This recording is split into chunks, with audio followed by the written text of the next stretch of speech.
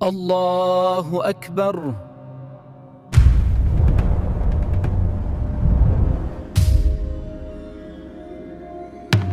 تاریخ کے سینے میں ایک راز دفن ہے، ایک ایسا راز جو صدیوں بعد بھی زندہ ہے۔ وہ وہاں پیدا ہوا جہاں کوئی اور پیدا نہیں ہو سکتا تھا، خدا کے گھر میں۔ وہ وہاں سویا جہاں موت کا پہرا تھا، اور موت نے اسے دیکھ کر اپنا راستہ بدل لیا۔ جب اس نے تلوار اٹھائی تو خیبر کے دروازے اکھڑ گئے۔ جب اس نے نعرہ لگایا تو بدر و حنین کے پہاڑ لرز گئے۔ جبرائیل نے پکارا، لا فتح الا علی۔ مگر وہی ہاتھ جس نے قلعے فتح کیے، رات کے اندھیرے میں یتیموں کے لیے روٹی لے کر پھرتا رہا۔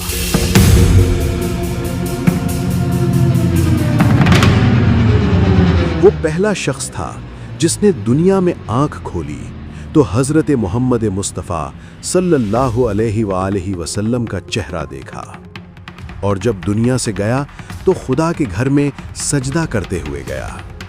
کون ہے وہ؟ نفس رسول، باب علم، فاتح خیبر، حضرت علی علیہ السلام، شیر خدا۔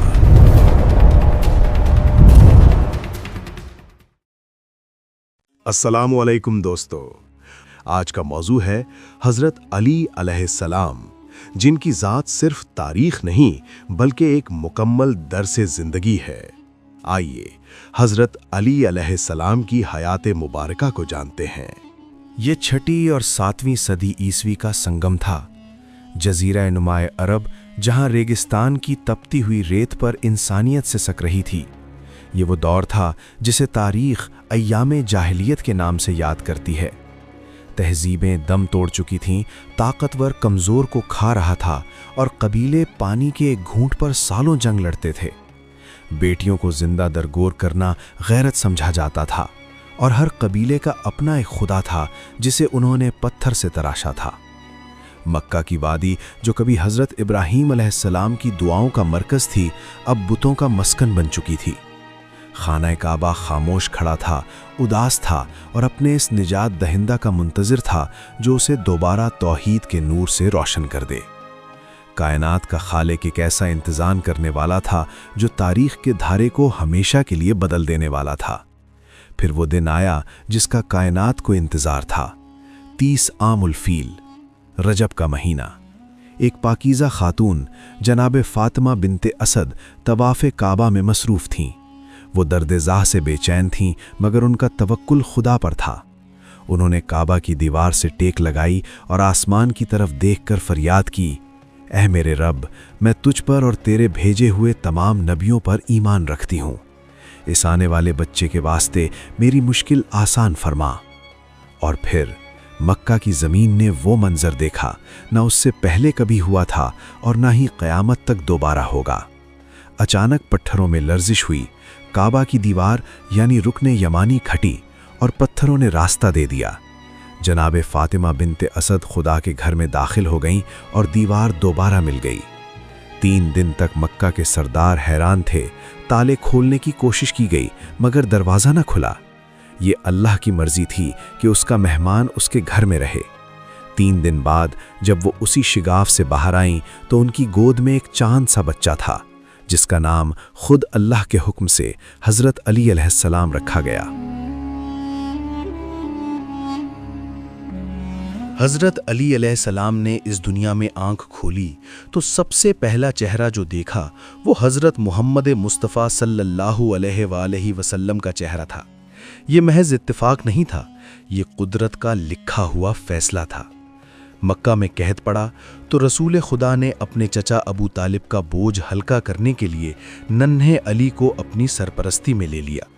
اب حضرت علی علیہ السلام کا گھر نبی کا گھر تھا۔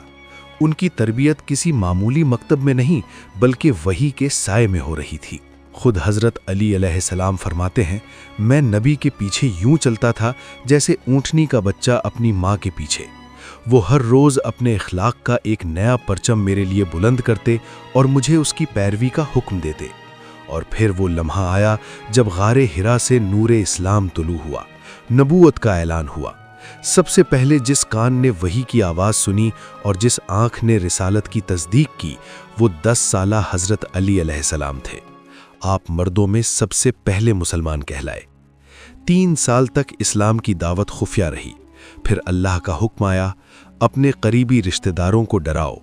حضرت محمد مصطفیٰ صلی اللہ علیہ وآلہ وسلم نے خاندان بنی ہاشم کی دعوت کا اہتمام کیا۔ کھانے کے بعد رسول خدا کھڑے ہوئے اور فرمایا، اے بنو ہاشم، میں تمہارے لیے دنیا اور آخرت کی بھلائی لے کر آیا ہوں۔ کون ہے جو اس مشن میں میرا ساتھ دے، میرا بوجھ بٹائے اور میرا وزیر اور جانشین بنے؟ پورے مجمع پر سناٹا چھا گیا۔ وہ بڑے بڑے سردار جو اپنی بہادری اور زبان دانی پر ناز کرتے تھے خاموش رہے، کوئی نہیں بولا۔ اس بھاری خاموشی کو ایک بچے کی آواز نے توڑا۔ حضرت علی علیہ السلام، جن کی عمر ابھی بہت کم تھی، کھڑے ہوئے اور پورے یقین سے کہا، اے اللہ کے رسول، میں آپ کا ساتھ دوں گا۔ قریش کے سردار ہنس پڑے۔ انہوں نے طنز کیا، مگر وہ نہیں جانتے تھے کہ آج جس بچے پر وہ ہنس رہے ہیں، کل وہی بچہ ان کے غرور کے بتوں کو پاش پاش کر دے گا۔ نبی کریم نے علی کا ہاتھ تھاما اور اسی محفل میں اعلان کر دیا کہ یہ میرا بھائی اور میرا وصی ہے۔ سال گزرتے گئے، مکہ کے حالات مسلمانوں کے لیے تنگ سے تنگ تر ہوتے گئے، ظلم کی انتہا ہو گئی۔ آخرکار دارالندوہ میں کفار نے ایک بھیانک سازش تیار کی۔ فیصلہ ہوا کہ ہر قبیلے سے ایک نوجوان منتخب ہو اور سب مل کر نعوذ باللہ حضرت محمد مصطفیٰ صلی اللہ علیہ وآلہ وسلم کو رات کے اندھیرے میں شہید کر دیں۔ اللہ نے اپنے حبیب کو مکہ چھوڑنے اور مدینہ ہجرت کرنے کا حکم دیا، مگر ایک مسئلہ تھا، امانتیں۔ رسول خدا کے پاس کافروں کی امانتیں رکھی تھیں، اور دوسرا یہ کہ دشمن کو کیسے روکا جائے۔ نبی کریم نے حضرت علی علیہ السلام کو بلایا اور فرمایا، اے علی، آج رات میرے بستر پر میری سبز چادر اوڑھ کر سو جاؤ تاکہ دشمن سمجھیں کہ میں گھر میں ہوں۔ یہ بستر رسول تھا، مگر آج کی رات یہ قتل گاہ بننے والا تھا۔ ذرا سوچئے، ایک نوجوان جسے معلوم ہے کہ باہر 40 ننگی تلواریں اس کے خون کی پیاسی ہیں، وہ کس سکون سے سو رہا ہے۔ حضرت علی علیہ السلام نے موت کی آنکھوں میں آنکھیں ڈال کر وہ نیند پوری کی جس پر کائنات کے فرشتے بھی رشک کر رہے تھے۔ صبح ہوئی، حملہ آور گھر میں داخل ہوئے، تلواریں نیام سے نکلیں، انہوں نے چادر کھینچی اور ٹھٹک کر رک گئے۔ وہاں رسول نہیں بلکہ شیر خدا موجود تھے۔ حضرت علی علیہ السلام کا جلال دیکھ کر دشمنوں کے حوصلے پست ہو گئے۔ اللہ کو علی کی یہ ادا اتنی پسند آئی کہ قرآن میں سورہ بقرہ کی آیت نازل فرمائی، اور لوگوں میں وہ بھی ہے جو اللہ کی رضا خریدنے کے لیے اپنی جان بیچ دیتا ہے۔ ہجرت مکمل ہوئی۔ مدینہ منورہ اسلام کا نیا مرکز بن گیا۔ یہاں ایک نئی ریاست اور ایک نئے معاشرے کی بنیاد رکھی جا رہی تھی۔ حضرت محمد مصطفیٰ صلی اللہ علیہ وآلہ وسلم نے ایک ایسا کام کیا جو انسانی تاریخ میں پہلے کبھی نہیں ہوا تھا، مواخات۔ رسول خدا نے مہاجرین اور انصار کو ایک دوسرے کا بھائی بنا دیا۔ ہر شخص کو اس کا جوڑی دار مل گیا۔ ابو بکر کو عمر کا بھائی، عثمان کو عبد الرحمن کا بھائی، غرض سب کے رشتے طے ہو گئے، مگر ایک شخص اکیلا کھڑا تھا، حضرت علی علیہ السلام۔ وہ دیکھ رہے تھے کہ سب اپنے بھائیوں کے ساتھ جا رہے ہیں، لیکن ان کا نام نہیں پکارا گیا۔ ان کی آنکھوں میں آنسو آ گئے۔ وہ نبی کے پاس آئے اور کہا، یا رسول اللہ، آپ نے سب کو بھائی بنا دیا مگر مجھے تنہا چھوڑ دیا۔ رحمت دو عالم مسکرائے۔ انہوں نے سب کے سامنے حضرت علی علیہ السلام کو اپنے سینے سے لگایا اور وہ تاریخی جملہ ارشاد فرمایا جو آج بھی فضائے مدینہ میں گونج رہا ہے، اے علی، کیا تم اس پر راضی نہیں کہ تم میرے لیے ایسے ہو جیسے موسیٰ کے لیے ہارون تھے، مگر میرے بعد کوئی نبی نہیں؟ سنو، تم دنیا اور آخرت میں میرے بھائی ہو۔ یہ محض ایک خطاب نہیں تھا، یہ اس بات کا اعلان تھا کہ حضرت علی علیہ السلام کا مقام عام صحابیت سے بلند ہے۔ وہ نفس رسول ہیں، جہاں علی ایک فرما بردار شاگرد اور بھائی کے روپ میں نظر آتے ہیں، مگر اب تاریخ کا ورق پلٹنے والا ہے۔ مدینہ پر جنگ کے بادل منڈلا رہے ہیں اور اسلام کو اب صرف دعاؤں کی نہیں بلکہ ذوالفقار کی ضرورت ہے۔ ہجرت کے بعد مدینہ میں ابھی بمشکل 2 سال گزرے تھے کہ مکہ کے سرداروں کا غصہ شعلہ بن کر بھڑک اٹھا۔ وہ جانتے تھے کہ اگر اسلام مدینہ میں جڑ پکڑ گیا تو ان کا قدیم نظام ختم ہو جائے گا۔ چنانچہ 2 ہجری میں انہوں نے 1000 کا لشکر تیار کیا اور مدینہ پر حملہ کر جہاں ایک طرف دنیا خلافت اور جانشینی کے جھگڑوں میں الجھ گئی، وہاں حضرت علی علیہ السلام نے خود کو ایک ہی کام کے لیے وقف کر دیا، اپنے محبوب نبی کی خدمت۔ تاریخ گواہ ہے کہ رسول اللہ کو غسل حضرت علی علیہ السلام نے دیا، کفن انہوں نے پہنایا اور قبر میں انہوں نے اتارا۔ جب وہ مٹی ڈال رہے تھے تو یوں لگ رہا تھا جیسے وہ اپنی جان مٹی میں دبا رہے ہوں۔ یہ علی کی زندگی کا سب سے مشکل لمحہ تھا۔ نبی کے بعد حضرت علی علیہ السلام کا حق حکمرانی ایک ایسے موڑ پر آ گیا جہاں انہیں 2 راستوں میں سے ایک کا انتخاب کرنا تھا۔ یا تو تلوار اٹھا کر اپنا حق لیتے اور خانہ جنگی شروع ہو جاتی، یا پھر اسلام کی بقا کے لیے خاموشی اختیار کرتے۔ شیر خدا نے تلوار نیام میں رکھ لی۔ آپ نے فرمایا، میں نے دیکھا کہ صبر کرنا زیادہ عقل مندی ہے تو میں نے صبر کیا، حالانکہ آنکھ میں کانٹا چبھ رہا تھا اور گلے میں ہڈی پھنسی ہوئی تھی۔ یہ 25 سالہ خاموشی میدان جنگ کی بہادری سے بڑی قربانی تھی۔ ان 25 سالوں میں حضرت علی علیہ السلام گھر نہیں بیٹھے۔ آپ نے سیاست سے کنارہ کشی کی، مگر خدمت خلق سے نہیں۔ آپ مدینہ کے باہر نکل جاتے اور اپنے ہاتھوں سے کنویں کھودتے۔ آج بھی مدینہ کے قریب آبار علی یعنی علی کے کنویں موجود ہیں، جن کا پانی صدیوں تک حاجیوں اور مسافروں کی پیاس بجھاتا رہا۔ آپ باغات لگاتے اور انہیں وقف کر دیتے۔ راتوں کو آپ قرآن جمع کرتے اور غریبوں کے گھروں پر جا کر اناج کی بوریاں اپنی پیٹھ پر لاد کر پہنچاتے۔ جب لوگوں نے پوچھا کہ آپ خلافت کے لیے کیوں نہیں لڑتے تو آپ نے فرمایا، میری مثال کعبہ جیسی ہے، لوگ کعبہ کے پاس آتے ہیں، کعبہ لوگوں کے پاس نہیں جاتا۔ اگرچہ حضرت علی علیہ السلام حکومت میں نہیں تھے، مگر حکومت کو جب بھی کوئی علمی یا عدالتی مشکل پیش آتی، وہ علی کے دروازے پر دستک دیتی۔ تینوں خلفاء یعنی حضرت ابوبکر، حضرت عمر اور حضرت عثمان کے دور میں سب سے پیچیدہ مسائل علی ہی حل کرتے تھے۔ بارہا ایسا ہوا کہ خلیفہ وقت نے کہا کہ اگر علی نہ ہوتے تو میں ہلاک ہو جاتا۔ آپ باب العلم تھے، اور علم کو منصب کی ضرورت نہیں ہوتی، منصب کو علم کی ضرورت ہوتی ہے۔ ایک مشہور واقعہ سنیے۔ 2 شخص ایک خلیفہ کے پاس آئے اور روٹیوں کی تقسیم پر جھگڑنے لگے۔ ایک کے پاس 5 روٹیاں تھیں اور دوسرے کے پاس 3۔ تیسرے مسافر آ کر ان کے ساتھ کھایا اور 8 درہم دے گیا۔ اب 3 روٹیوں والا آدھے درہم مانگ رہا تھا اور 5 والا زیادہ۔ معاملہ حضرت علی علیہ السلام کے پاس آیا۔ آپ نے فرمایا، تم 3 لوگ تھے، کل 8 روٹیاں تھیں، ہر روٹی کے 3 ٹکڑے کرو تو کل 24 ٹکڑے ہوئے۔ تینوں نے برابر کھایا، یعنی 8 ٹکڑے۔ جس کے پاس 3 روٹیاں تھیں اس کے کل 9 ٹکڑے بنے۔ اس نے 8 کھائے تو مسافر کو صرف 1 ٹکڑا دیا، اور جس کے پاس 5 روٹیاں تھیں اس کے 15 ٹکڑے بنے۔ اس نے 8 کھائے اور مسافر کو 7 دیے۔ لہٰذا انصاف یہ ہے کہ 5 روٹیوں والے کو 7 درہم ملیں اور 3 والے کو صرف 1 درہم۔ یہ فیصلہ سن کر دربار دنگ رہ گیا۔ یہ تھی علی کی حکمت، جو ریاضی، سائنس اور فقہ پر مکمل عبور رکھتے تھے۔ اسی دور خاموشی اور بعد میں خلافت کے دوران حضرت علی علیہ السلام نے جو خطبات دیے وہ آج ایک کتاب کی شکل میں موجود ہیں، جسے نہج البلاغہ کہتے ہیں۔ ان کے الفاظ میں ایسی تاثیر تھی کہ پتھر دل بھی موم ہو جاتے۔ وہ عربی زبان کے سب سے بڑے خطیب تھے۔ ان کے اقوال آج بھی انسانیت کے لیے مشعل راہ ہیں۔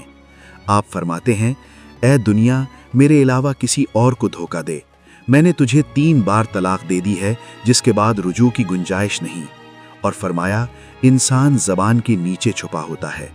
خاموشی کا طویل دور گزر چکا ہے، امت میں انتشار پھیل چکا ہے۔ لوگ بھاگے ہوئے حضرت علی علیہ السلام کے دروازے پر آ رہے ہیں۔ وہ اب انہیں اپنا خلیفہ بنانا چاہتے ہیں، مگر کیا علی اس کانٹوں بھرے تاج کو قبول کریں گے؟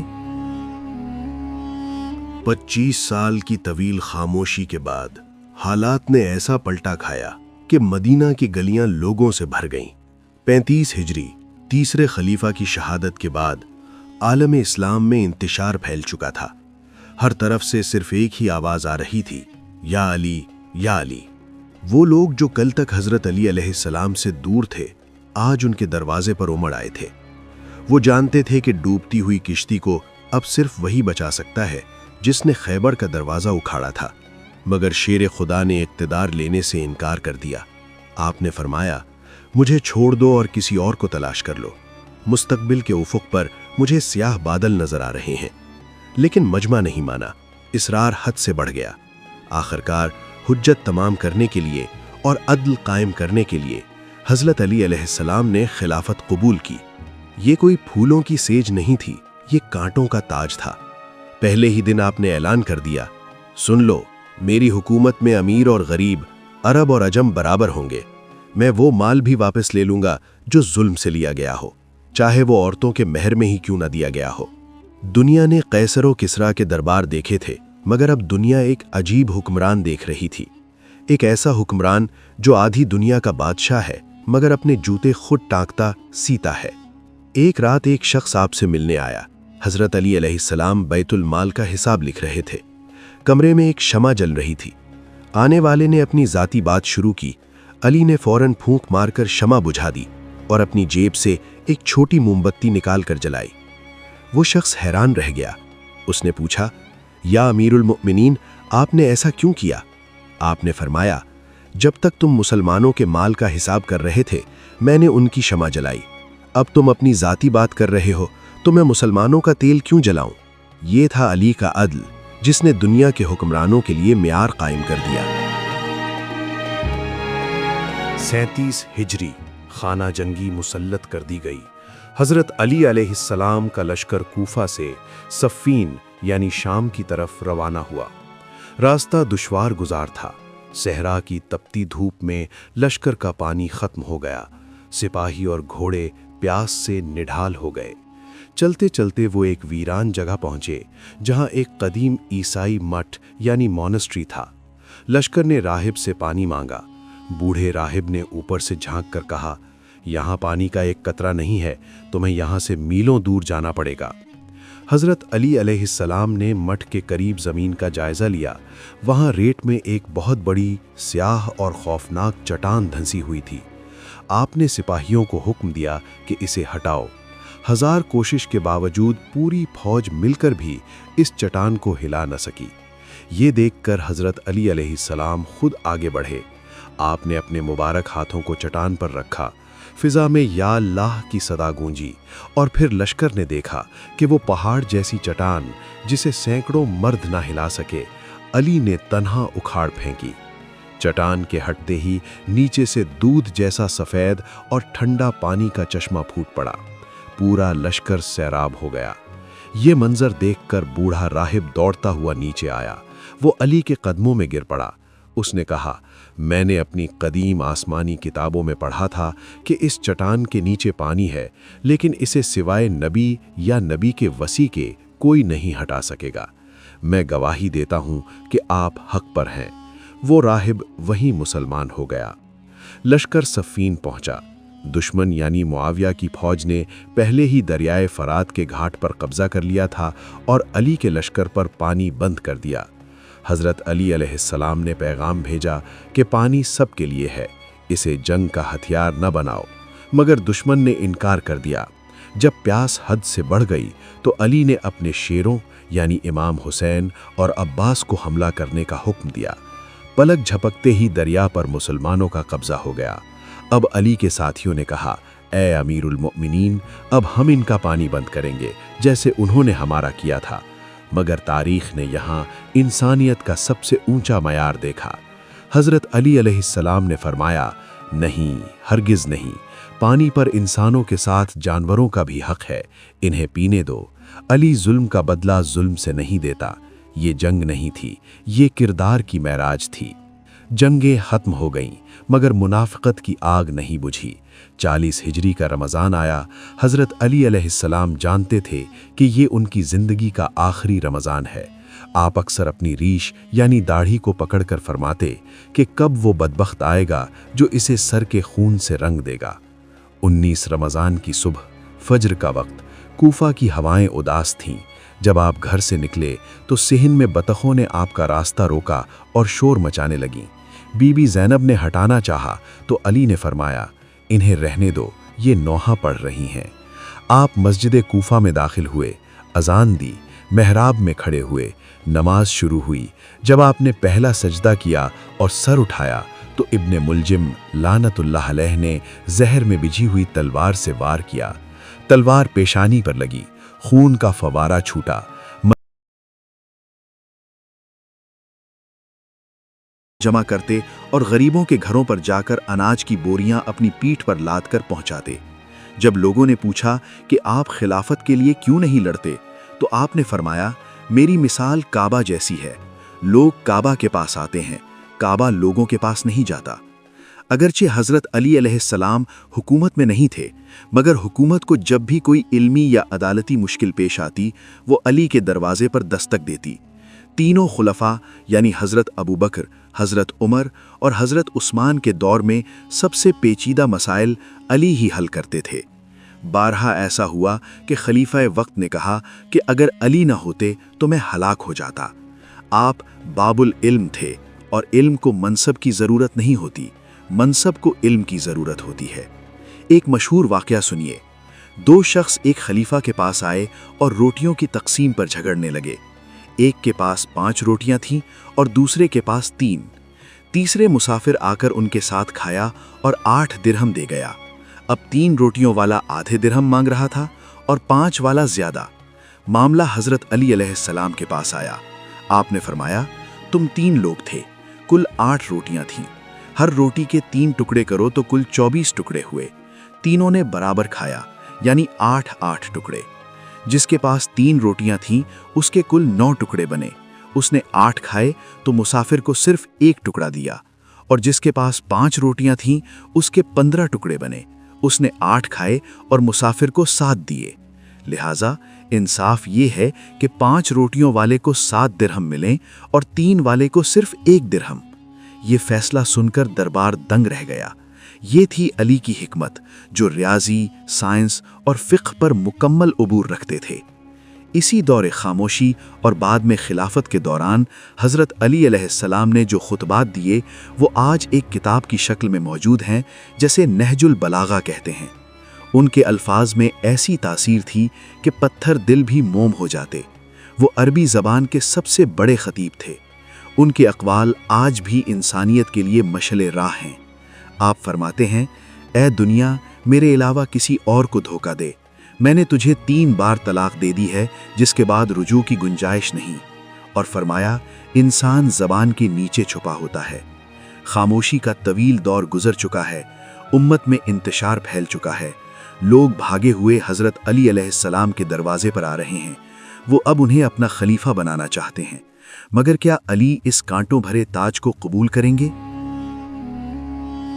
25 سال کی طویل خاموشی کے بعد حالات نے ایسا پلٹا کھایا کہ مدینہ کی گلیاں لوگوں سے بھر گئیں۔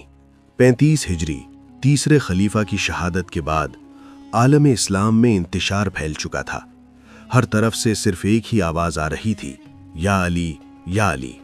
وہ لوگ جو کل تک حضرت علی علیہ السلام سے دور تھے، آج ان کے دروازے پر امڑ آئے تھے۔ وہ جانتے تھے کہ ڈوبتی ہوئی کشتی کو اب صرف وہی بچا سکتا ہے جس نے خیبر کا دروازہ اکھاڑا تھا، مگر شیر خدا نے اقتدار لینے سے انکار کر دیا۔ آپ نے فرمایا، مجھے چھوڑ دو اور کسی اور کو تلاش کر لو۔ مستقبل کے افق پر مجھے سیاہ بادل نظر آ رہے ہیں۔ لیکن مجمع نہیں مانا، اصرار حد سے بڑھ گیا۔ آخرکار حجت تمام کرنے کے لیے اور عدل قائم کرنے کے لیے حضرت علی علیہ السلام نے خلافت قبول کی۔ یہ کوئی پھولوں کی سیج نہیں تھی، یہ کانٹوں کا تاج تھا۔ پہلے ہی دن آپ نے اعلان کر دیا، سن لو، میری حکومت میں امیر اور غریب، عرب اور عجم برابر ہوں گے۔ میں وہ مال بھی واپس لے لوں گا جو ظلم سے لیا گیا ہو، چاہے وہ عورتوں کے مہر میں ہی کیوں نہ دیا گیا ہو۔ دنیا نے قیصر و کسریٰ کے دربار دیکھے تھے، مگر اب دنیا ایک عجیب حکمران دیکھ رہی تھی۔ ایک ایسا حکمران جو آدھی دنیا کا بادشاہ ہے، مگر اپنے جوتے خود ٹانکتا سیتا ہے۔ ایک رات ایک شخص آپ سے ملنے آیا۔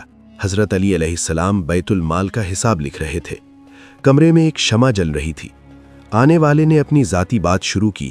علی نے فوراً پھونک مار کر شمع بجھا دی اور اپنی جیب سے ایک چھوٹی موم بتی نکال کر جلائی۔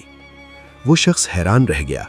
اس نے پوچھا، یا امیر المؤمنین، آپ نے ایسا کیوں کیا؟ آپ نے فرمایا، جب تک تم مسلمانوں کے مال کا حساب کر رہے تھے میں نے ان کی شمع جلائی، اب تم اپنی ذاتی بات کر رہے ہو تو میں مسلمانوں کا تیل کیوں جلاؤں؟ یہ تھا علی کا عدل جس نے دنیا کے حکمرانوں کے لیے معیار قائم کر دیا۔ 37 ہجری خانہ جنگی مسلط کر دی گئی۔ حضرت علی علیہ السلام کا لشکر کوفہ سے صفین یعنی شام کی طرف روانہ ہوا۔ راستہ دشوار گزار تھا۔ صحرا کی تپتی دھوپ میں لشکر کا پانی ختم ہو گیا، سپاہی اور گھوڑے پیاس سے نڈھال ہو گئے۔ چلتے چلتے وہ ایک ویران جگہ پہنچے جہاں ایک قدیم عیسائی مٹھ یعنی مونسٹری تھا۔ لشکر نے راہب سے پانی مانگا۔ بوڑھے راہب نے اوپر سے جھانک کر کہا، یہاں پانی کا ایک قطرہ نہیں ہے، تمہیں یہاں سے میلوں دور جانا پڑے گا۔ حضرت علی علیہ السلام نے مٹھ کے قریب زمین کا جائزہ لیا۔ وہاں ریت میں ایک بہت بڑی سیاہ اور خوفناک چٹان دھنسی ہوئی تھی۔ آپ نے سپاہیوں کو حکم دیا کہ اسے ہٹاؤ۔ ہزار کوشش کے باوجود پوری فوج مل کر بھی اس چٹان کو ہلا نہ سکی۔ یہ دیکھ کر حضرت علی علیہ السلام خود آگے بڑھے۔ آپ نے اپنے مبارک ہاتھوں کو چٹان پر رکھا۔ فضا میں یا اللہ کی صدا گونجی اور پھر لشکر نے دیکھا کہ وہ پہاڑ جیسی چٹان جسے سینکڑوں مرد نہ ہلا سکے علی نے تنہا اکھاڑ پھینکی۔ چٹان کے ہٹتے ہی نیچے سے دودھ جیسا سفید اور ٹھنڈا پانی کا چشمہ پھوٹ پڑا۔ پورا لشکر سیراب ہو گیا۔ یہ منظر دیکھ کر بوڑھا راہب دوڑتا ہوا نیچے آیا۔ وہ علی کے قدموں میں گر پڑا۔ اس نے کہا، میں نے اپنی قدیم آسمانی کتابوں میں پڑھا تھا کہ اس چٹان کے نیچے پانی ہے، لیکن اسے سوائے نبی یا نبی کے وصی کے کوئی نہیں ہٹا سکے گا۔ میں گواہی دیتا ہوں کہ آپ حق پر ہیں۔ وہ راہب وہیں مسلمان ہو گیا۔ لشکر صفین پہنچا۔ دشمن یعنی معاویہ کی فوج نے پہلے ہی دریائے فرات کے گھاٹ پر قبضہ کر لیا تھا اور علی کے لشکر پر پانی بند کر دیا۔ حضرت علی علیہ السلام نے پیغام بھیجا کہ پانی سب کے لیے ہے، اسے جنگ کا ہتھیار نہ بناؤ، مگر دشمن نے انکار کر دیا۔ جب پیاس حد سے بڑھ گئی تو علی نے اپنے شیروں یعنی امام حسین اور عباس کو حملہ کرنے کا حکم دیا۔ پلک جھپکتے ہی دریا پر مسلمانوں کا قبضہ ہو گیا۔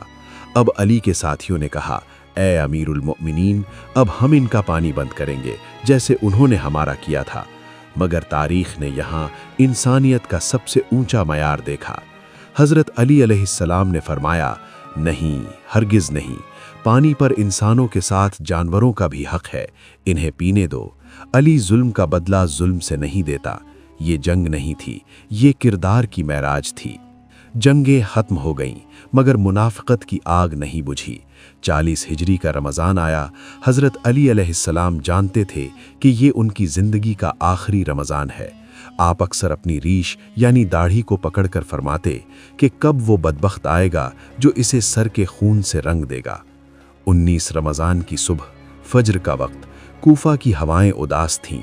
جب آپ گھر سے نکلے تو صحن میں بطخوں نے آپ کا راستہ روکا اور شور مچانے لگیں۔ بی بی زینب نے ہٹانا چاہا تو علی نے فرمایا، انہیں رہنے دو، یہ نوحہ پڑھ رہی ہیں۔ آپ مسجد کوفہ میں داخل ہوئے، اذان دی، محراب میں کھڑے ہوئے، نماز شروع ہوئی۔ جب آپ نے پہلا سجدہ کیا اور سر اٹھایا تو ابن ملجم لعنت اللہ علیہ نے زہر میں بجھی ہوئی تلوار سے وار کیا۔ تلوار پیشانی پر لگی، خون کا فوارہ چھوٹا، مسجد کے در و دیوار ہل گئے، اور اس وقت حضرت علی علیہ السلام کی زبان سے وہ تاریخی جملہ نکلا جو کائبات میں کسی اور نے اپنی موت پر نہیں کہا، فزتو ورب الکعبہ، رب کعبہ کی قسم، میں کامیاب ہو گیا۔ شیر خدا بستر مرگ پر تھے۔ قاتل کو پکڑ کر لایا گیا۔ اس کا چہرہ خوف سے پیلا تھا۔ علی نے دیکھا تو فرمایا، اس کا چہرہ زرد ہے، یہ پیاسا لگتا ہے، اسے شربت پلاؤ۔ دنیا حیران تھی کہ یہ کیسا انسان ہے جو اپنے قاتل کی پیاس کا خیال رکھ رہا ہے۔